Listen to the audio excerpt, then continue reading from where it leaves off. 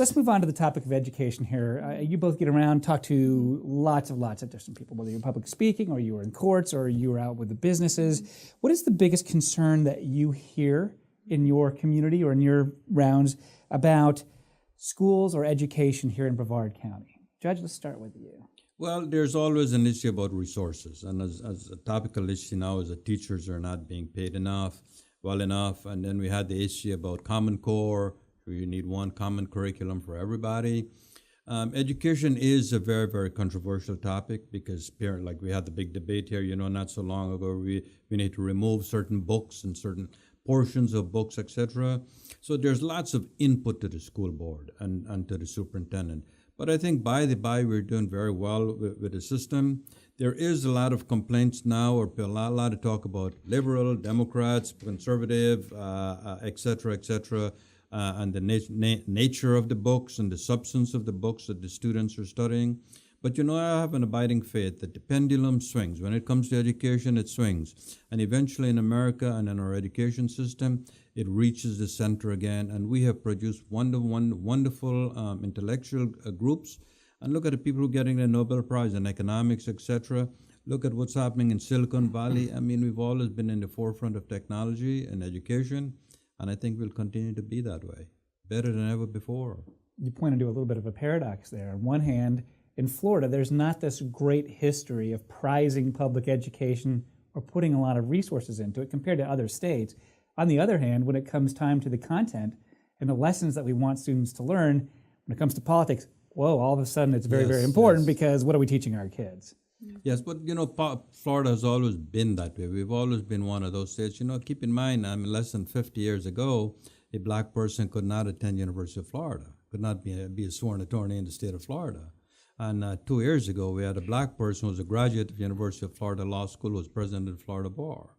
So we've come a long way. In spite of where we were, the pendulum has swung to the center. Just think about that. How far we've come in terms of educating people and producing fine people of the highest intellect. Yeah, we went from, in the 1950s, the legislature actually voting to close the public school system rather than reintegrate or integrate. To, in recent years, at least in Education Week rankings, getting up there to the top 10, 15 or so states. Not bad. It just shows that things have, maybe the pendulum's coming the other way. We have West Shore right here in Brevard County, which one of the top high schools in the nation. It's done the Reb School in Merritt Island, top high school in the nation, and FIT's nice that top all of our schools are very high rated, which is, partly why we bought our house where we did. So it's a great school system. A lot of A-rated schools here in Brevard County. Schools have moved up from C-rated to A-rated this year. So I think the future is good, and we have bright students. We have bright kids in this community. They're so technologically advanced. If I did not have my 10-year-old or my 15-year-old, I probably wouldn't be able to put on my television. You should buy them and plug them in, but you can't do that no more. Right. So. Jennifer Sugarman, small business people complain about everything, it seems like sometimes. They're pretty skeptical people, All of our businesses are amazing and we love them. No complaints. I don't know. I'm just, I'm going on survey results of small business. They seem to be the most skeptical people sometimes. In the business community, what do you hear? I'll tell you why that is. It's because they put their heart and soul, everything they've got into these businesses, into their livelihood, into making it work for their family. So I get it. There's a lot that could go wrong, and they need things to go right, and so there's a lot of moving parts that are involved in that. But in terms of your actual question and what I hear, I have a leg up on this just because I just came from lunch with Dr. Blackburn and some of our tourism and business officials, and I got to hear their questions, whether they were a parent or not. And I think a lot of concern is, Common Core was kind of what the concern was. But I think a lot of them, I actually got one of these questions today. Dr. Blackburn got one of them as he was trying to eat a salad, poor guy.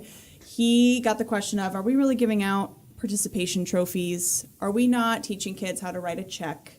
Are we not teaching kids what finances meaning? So it's all these huge questions that add up of vocational schools, how to write a check, are they able to write cursive, can they do this or that, do they know how to win and lose gracefully? So it's all these kind of outlier questions that I think start in school but end in the home.